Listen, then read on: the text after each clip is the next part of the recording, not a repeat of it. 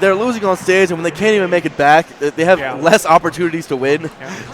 And it can be really tough. But Mewtwo at least is like, okay, you can play the mental game, the patient game, and that's how Taj likes to play it. Yeah. He thinks that Mewtwo's probably at his best when he's playing super campy, playing across the stage with Shadow Balls and letting the game come to him. And he does have an invincible ledge stall with Teleport. Technically, if you get the first hit with Mewtwo, you win the game.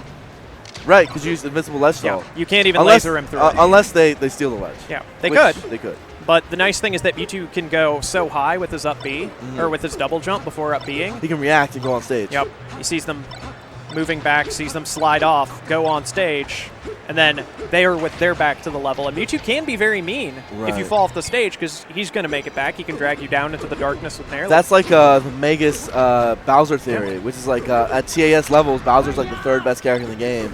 Because his ledge stall is just so good for end frame tight, and the up B out of shield is so good. But unfortunately, you would have to do that for 8 minutes. You'd get one hit. If you didn't get that first hit, your strategy would be gone. You're done. So that's the game. And you know they would start doing it back to you, but they'd have a better character to back it up. But anyhow, the TLDR on that is Mewtwo is better than he looks, but he's still really rough. Yeah. And that's actually what Leffen thinks too. Leffen thinks that Mewtwo is in the viable tiers, quote unquote. It's interesting to me. I'd like to see more of it. One of the things that I think about the characters is that if you have any positions where you get advantage, where like you are in control, you can force choices, you can get your damage, and you have the tools to make those occur without the opponent just screwing up, your character is viable. Not necessarily good, and definitely not necessarily easy, but winnable. Yeah. Like, you might as long as you make those situations occur over and over again, and somehow avoid everything they have. You might just have to win 8 games of rock, paper, scissors in a row to get a 50% combo. But like if you're smart and if you're patient, you can bail on bad situations. Then it's doable. On the other hand, you might have Fox and Falco. Like Zoo and Druggedfox do right now. Druggedfox hailing from... nice segue. Hailing from Georgia, Atlanta's best player, versus Zoo, who now lives in NorCal, has also spent a lot of time in Philadelphia, and did an actual spectacular Evo run. Got getting 9th. all the way to 9th, almost making top 8. Yeah, and, well, we've got the... It's funny because I could have seen either character playing, or either player playing either character. Zoo has busted out Fox in the past, and Druggedfox had a stint with Falco.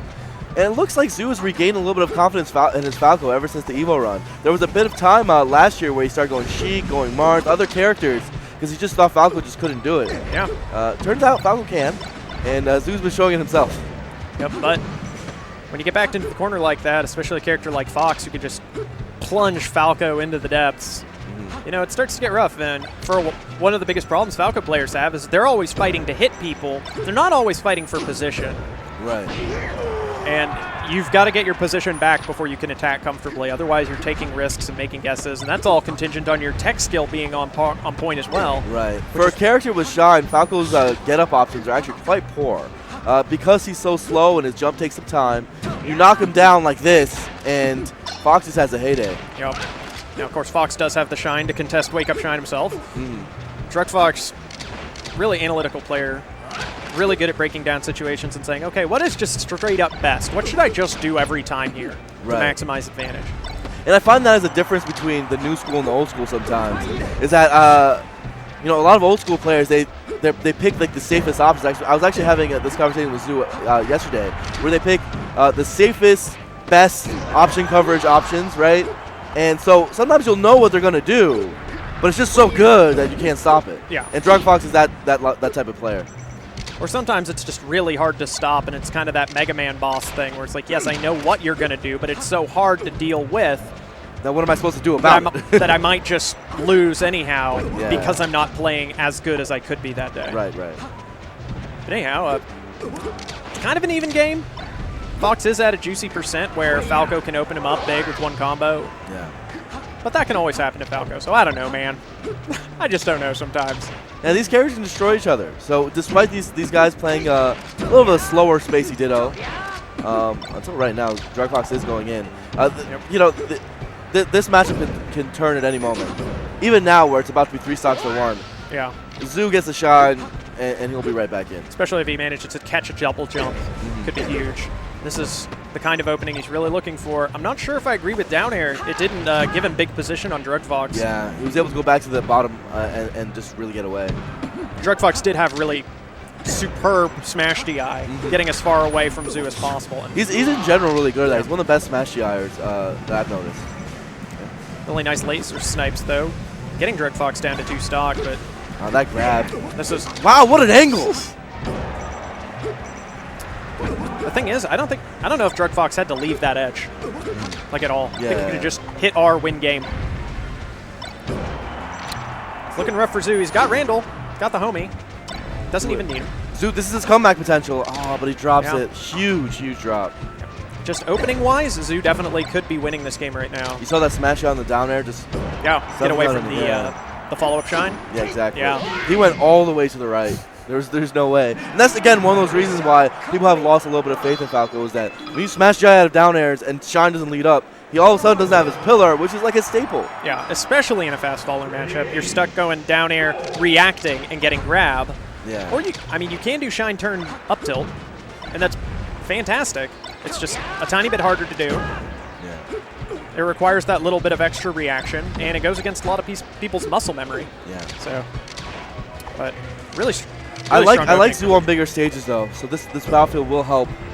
He'll be able to get his lasers out and zone Druggedfox out. Yep. All right, we're starting to see some of the big damage that he was kind of lacking in the last game, and that edge guard basically covered everything. Yeah, it did. Unfortunately for Druggedfox, that one sent Zoo back onto the ledge. It gives him another stock to work with practically. Zoo as a player, this is where he's strong. He's got center stage, able to do his zoning, knowing when to put his laser out, when to put his big hitboxes out. Yep. It can be so frustrating when you're a Fox. Character with limited range, frankly, to try and get in. And Zoo burned his double jump. He managed to touch down that top platform, though. That's very fortunate for him. Right there, he had a lot to watch out for between forward B, shorten, jump, air dodge, high up Bs, up B, snap to ledge, that he just took the level and said, you know what, this is safer. I don't want to randomly get clipped and die. Dash attack forward smash. Super sick. Ooh! He ends up getting the snipe with the laser despite early committing with a full hop. Oh, okay. Oh. Still, that stock did a lot of work. Yeah, and at that percent, you're forced off the ledge at 150. You die with an air dodge. That's like getting shine spiked at 160. Yes, rather not die at all, but not nearly as devastating. And a smart back air, catching the up B to the stage. Druggedfox has been getting back with multiple times, so... Druggedfox tried to hobby him. He tried to do the multi-shines near the corner. That could send Falco all the way down and off the stage at a 45-degree angle below the ledge. Because the first one will lift him off the ground ever so slightly. Then the second one does it again. He doesn't get the ground bounce. Right. And then he's just plummeting down without being able to double jump. It's very, very vicious. Nice follow-up from Druggedfox here. Tries to side B into him. This is the second time Zoo's done that. Wasn't really in a good position anyhow. Yeah. Once Falco is at a distance where he doesn't have the shorten option, his recovery is quite easy to cover. Ooh. This is one of the strongest punishes we've seen out of Druggedfox all game, just controlling tech after tech. There's no jump on that bird. Super strong punish game. Zoo actually was able to get out on the right platform. He crouch canceled and got out, but then he did a hasty down air, just trying to get a counter hit to turn the situation around. Actually made things worse. I think Druggedfox just got a lot of confidence from that punish because he has already built up another 40%. Still has Zoo on the back foot. Yeah, Druggedfox tried to close it out. He knows that's the kind of punish that could be a set-winning punish. Spot dodges the shine grab. Really good from Zoo in that wake up to just dash away. Backdash is amazing on wake up because people are often looking for shields, dodges, and shines, especially out of Falco. Yeah, Falco usually doesn't backdash because his dash is slow. So sometimes you gotta do it. Yep. It's a nice little bit of metagaming right there. Zoo's in a pretty awful spot. He's got to get DI. Forward air saves him. Oh, and Fox's shine wins. Oh, my man got red. Goes my down. Man got red. He was showing so much bulldozing at the end there. Like, don't kill me. Ledge hop aerial. Ledge hop aerial. Ledge hop aerial. And then when he was stuck in that shield at the very end. Oh, let's watch this. Yeah, that was... Yeah, so he side beat into him so many times. Yeah. If he just did one of those shortens, that would have been better. It just felt like he was losing focus, and in those moments he's just going, I just want back on level. I just want you to go away. And so Druggedfox said, okay, if you're going to move into the space to attack me, I'm going to back up, and I'm going to hit it when you go there. Yeah. And so when he just backed up and stood there, and Zoo rolled into him, he said, what was great about Evo watching Zoo's run is it reminded me of his old runs and seeing his mentality, right? Just like, it's almost like an aura when you watch a player like get into that zone and they're just like, he was just doing fist bumps, and it was just like old Zoo. I'm like, oh, he's back. He somehow came back into his form and just breathed life into the old man Zoo we see today. And I think where he struggles is often when he gets into his own head about how much he wants to win, and